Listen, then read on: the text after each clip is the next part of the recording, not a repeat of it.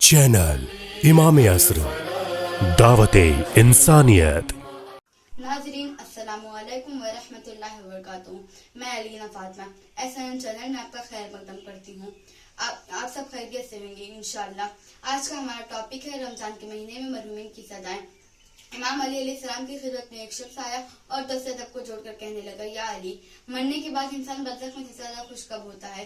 ये सुनना था कि इमाम अली अलैहिस्सलाम ने फरमाया, ऐ शख्स, याद रखना, मरने के बाद इंसान बरज़ख में तब खुश होता है जब उसे मालूम होता है कि रहमत के खजाने लेकर जिंदा इंसानों के लिए रमजान आ गया।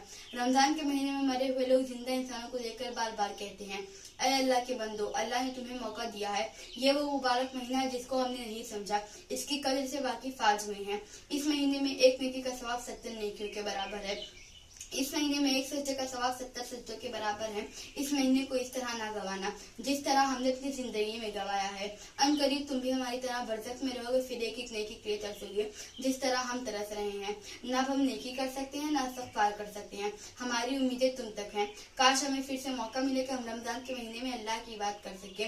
इमाम अली अलैहिस्सलाम ने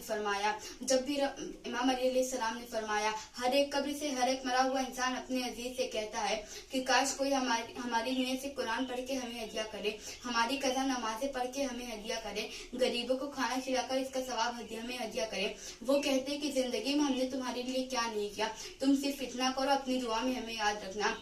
वो एक एक नेकी के लिए एक एक रिश्तेदार को उम्मीद की निगाह से देखने लगते हैं और कहते हैं, याद रखना, मैंने अल्लाह के रसूल से सुना है, जब भी रमजान आए अपने मरहूमीन के लिए नेक अमल करना ना भूले, क्योंकि बरज़ख में तुम्हारे मरहूमीन तुम्हारे लिए सवाब की उम्मीद करते हैं। नाज़रीन, अस्सलामु अलैकुम वरहमतुल्लाहि वबरकातुहू।